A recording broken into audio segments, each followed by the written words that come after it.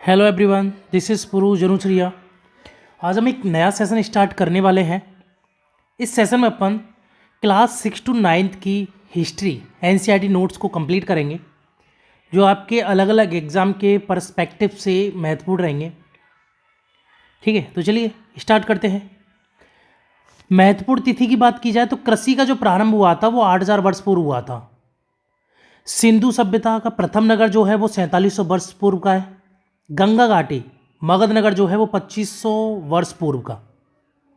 ठीक है, हमारा अतीत क्लास 6 चैप्टर 1 to 3 इसमें देखेंगे, फिर अगला आगे। ठीक है, लाखों साल पहले लोग भोजन संग्राहक के रूप में जड़ों, फलों या जंगल के अन्य उत्पादों का भोजन के रूप में ग्रहण करते थे तथा आकेटक के रूप में नर्मदा नदी के तट पर रहते थे। आकेटक मतलब शिकारी जो होता है। ठीक है, तो शिकारी के रूप में जो है वो नर्मदा नदी के तट पर रहते थे।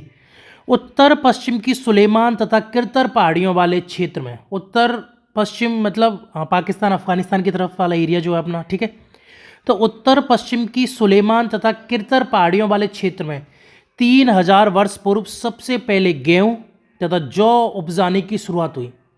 ठीक है, तो सबसे पहले गेहूं और जौ की उपजाने की शुरुआत कहाँ पे हुई या फिर इसकी खेती की शुरुआत कहाँ हुई?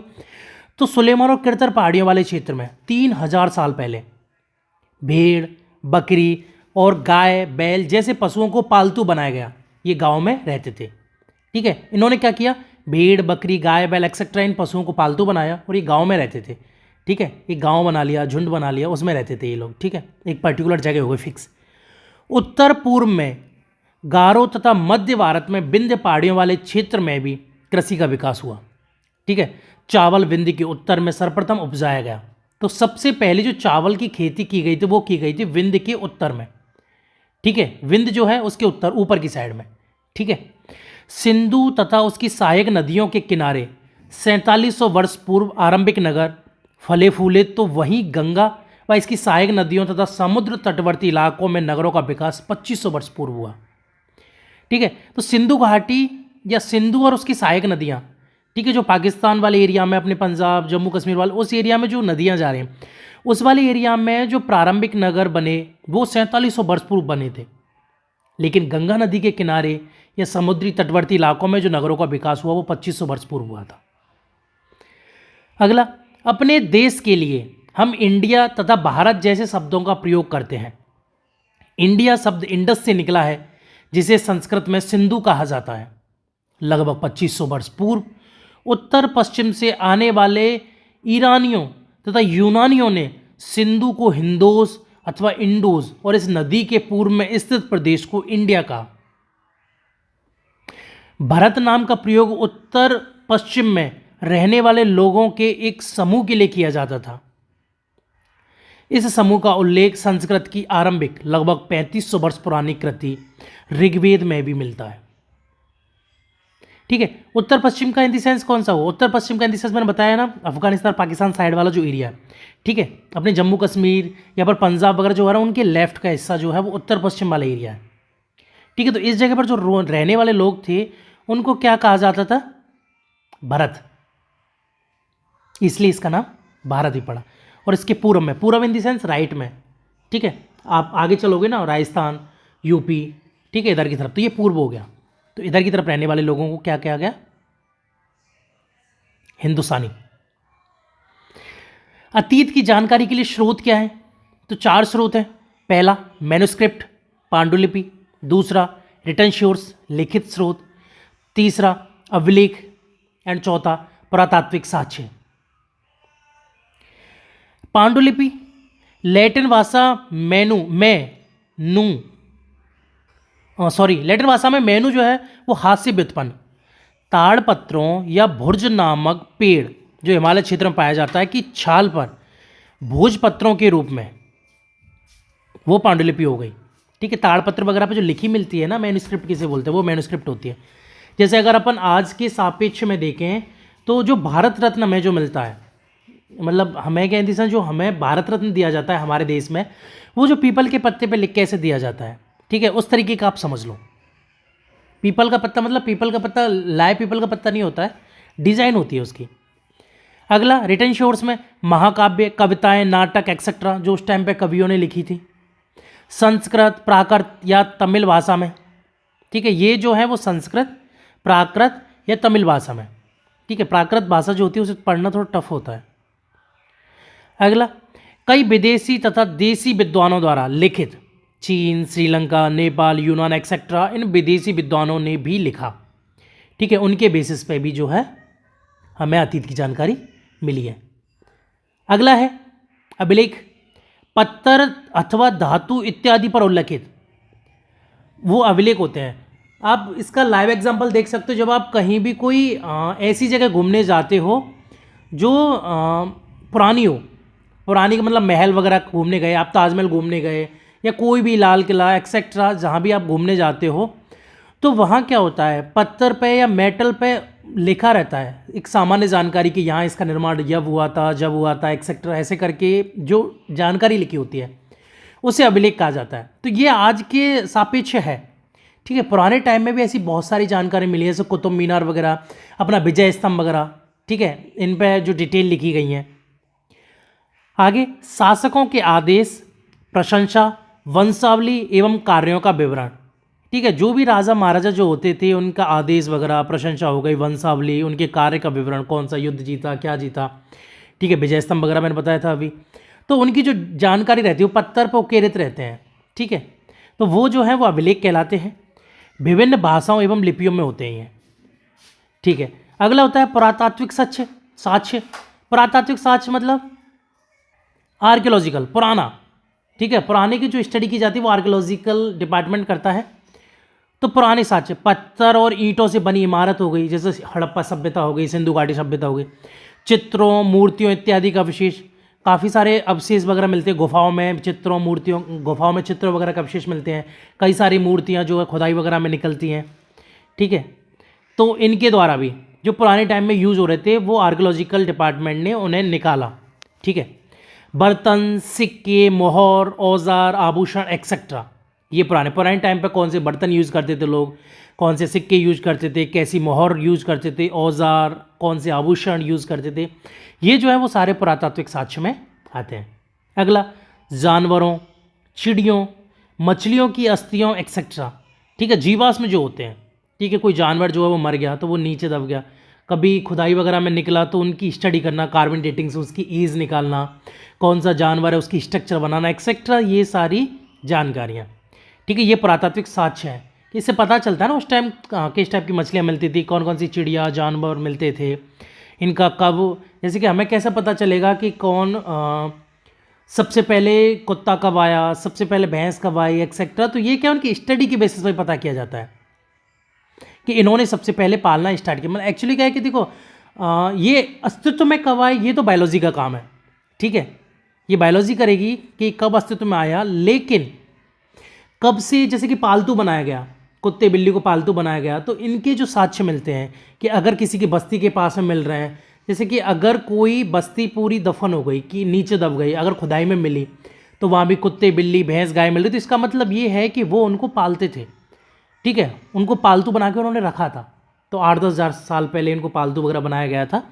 इस तरीके से हमें इनकी जानकारियाँ मिलती हैं। तो ये सारी जानकारियाँ हमें पुरातात्विक साक्ष्य के थ्रू ही मिलती हैं।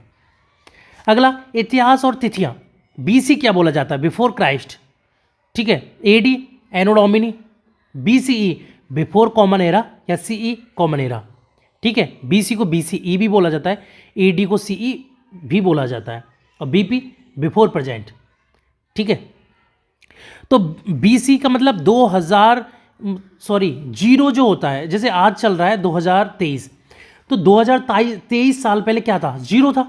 उससे पहले भी सन होते थे, ऐसा तो नहीं उससे पहले कुछ था ही नहीं, बिल्कुल था तो उसमें सन होते थे, तो उन सनों को माइनस में लिखा जाता था, तो वो क्या होते हैं, बीसी, या तो बीसी में डिनोट किया जाता है उन्हें, बिफोर क्राइस्ट। ठीक है, या बिफोर कॉमन एरा। 0 जो है वो कॉमन एरा हो गया, उससे पहले का क्या हो गया, बिफोर कॉमन एरा, उसके बाद का क्या हो गया, कॉमन एरा, या फिर एनो डोमिनी भी बोला जाता है। चलिए आगे देखते हैं, अभी 1, 2, 3 चैप्टर चल रहा है। अगला, कुरनूल की गुफाओं से राख के साक्ष्य मिले हैं। ठीक है, राख का मतलब क्या होता है कि वो आग जलाते थे। वो आग जलाना सीख गए थे। तो कुरनूल की जो गुफाएं हैं वहाँ से राख या आग के साक्ष्य मिले हैं। महाराष्ट्र के पटने पुरास्थल से शतुरमुर्ग के अंडों के अवशेष मिले हैं और इनके कुछ छिलकों पर चित्रांकन भी है तथा अंडों से मनके भी बनाए जाते थे। ठीक है, तो वो जो है वो चित्र शैली जब तक आ चुकी थी। ठीक है, और वो जो है अंडे से मनके वगैरह बनाते थे, तो वो क्रिएटिव वगैरह भी हो गए थे उस टाइम तक। मध्य पाषाण युग 12,000 से लेके 10,000 साल पहले, माइनस में चल रहा है ना, 12,000 पुराना 10,000 नया। ठीक है, तो 12,000 से 10,000 साल पहले, नव पाषाण युग का कब, 10,000 साल से पहले। आगे देखते हैं अनाज और हड्डियां, पुरास्थल, तो गेहूं, जौ, भेड़, बकरी, मवेशी, ये कहाँ से खोदे गए, कहाँ से मिले हैं? ये तो मेहरगढ़, आधुनिक पाकिस्तान में है ये। मेहरगढ़ से गेहूं, जौ, भेड़, बकरी, मवेशी। अगला चावल, जानवरों की हड्डियों के टुकड़े, ये कोल्डी हवा, आधुनिक उत्तर प्रदेश से। चावल, जानवरों की हड्डियों के टुकड़े, जानवरों की हड्डी के टुकड़े का मतलब है ये मांस वगैरह खाते थे। अगला चावल, मवेशी, मिट्टी पर खुरों के निशान मिले हैं। मवेशी की उपस्थिति कैसे लगाई है कि खुरों के निशान मिले हैं। ये महागढ़ा, आधुनिक यूपी में। अगला गेहूं और दलहन, ये गुफक्राल, आधुनिक कश्मीर में। गेहूं और दलहन, गुफक्राल। अगला गेहूं और दलहन, कुत्ते, मवेशी, भैंस, भेड़, बकरी, ये बुर्जहोम, आधुनिक कश्मीर से इनके साक्ष्य मिले हैं। अगला है गेहूं, हरे चने, जौ, भैंस, बैल, ये चिरांद, आधुनिक बीकानेर से इनके साक्ष्य मिले हैं। अगला ज्वार, बाजरा, मवेशी, भेड़, बकरी, शुअर, ये हल्लूर, आधुनिक आंध्र प्रदेश से इसके साक्ष्य मिले हैं। अगला है काला चना, ज्वार, बाजरा, मवेशी, भेड़, शुअर, ये पेयमपली, आधुनिक आंध्र प्रदेश में इसके साक्ष्य मिले हैं। अगला है बुर्जहोम, जो है वो वर्तमान कश्मीर में है, यहाँ से गर्त आवास के साक्ष्य मिले। गर्त आवास का मतलब ये अंडरग्राउंड रहते थे। ठीक है, तो अंडरग्राउंड की जो साक्ष्य मिले वो कहाँ से मिले? बुर्जहोम, कश्मीर। बोलन दर्रे, बलूचिस्तान, पाकिस्तान के इलाके में मेहरगढ़ में सबसे पहले जौ, गेहूं उगाने तथा भेड़ बकरी पालन के प्रमाण मिले हैं। मेहरगढ़, बलूचिस्तान, पाकिस्तान। मेहरगढ़ में एक कब्र में मृतक के साथ बकरी को दफनाया गया है। वाह, मतलब ये लोग संस्कार भी फॉलो करने लग गए थे, संस्कार भी इन्होंने एकदम जनरेट कर लिए, बना लिए थे। तो मेहरगढ़ में कब्र में मृतक के साथ बकरी को भी दफनाया गया। दाऊजली हेडिंग, चीन और म्यांमार जाने वाले रास्ते में ब्रह्मपुत्र नदी घाटी की पहाड़ी पर स्थित दाऊजली हेडिंग, यहाँ खरल और मूसल जैसे पत्थरों के उपकरण मिले हैं। जेडाइट पत्थर शायद चीन से आया होगा, और कास्टास्म, अति प्राचीन लकड़ी जो कठोर होकर पत्थर बन गई हो, भी मिले हैं। ठीक है, जेडाइट और कास्टास्म। अगला चताल ह्युक, ये तुर्की में। नवपाषाण काल का प्रमुख स्थल, जहाँ सीरिया से लाया गया चकमक पत्थर, लाल सागर की कौड़ियाँ तथा भूमध्य सागर की सीपियाँ प्रमुखता से मिली हैं। ठीक है, चताल ह्युक तुर्की में। यहाँ क्या, सीरिया से लाया गया चकमक पत्थर, लाल सागर की कौड़ियाँ और भूमध्य सागर की सीपियाँ मिली हैं। बसने की प्रक्रिया प्रारंभ हुई लगभग 12,000 साल पहले। मेहरगढ़ में बस्ती का आरंभ हुआ था 8,000 साल पहले, काफ़ी पुराना है। सिंधु घाटी में 4700, गंगा नदी के किनारे 2500 साल पहले। ठीक है, तो मेहरगढ़ काफ़ी पुरानी है, और बसने की प्रक्रिया जो है वो लगभग 12,000 साल पहले स्टार्ट हो गई थी। ठीक है, फिलहाल के लिए इतना ही। अगले 4 और 5 चैप्टर अपन अगले सेशन में करेंगे। Thank you.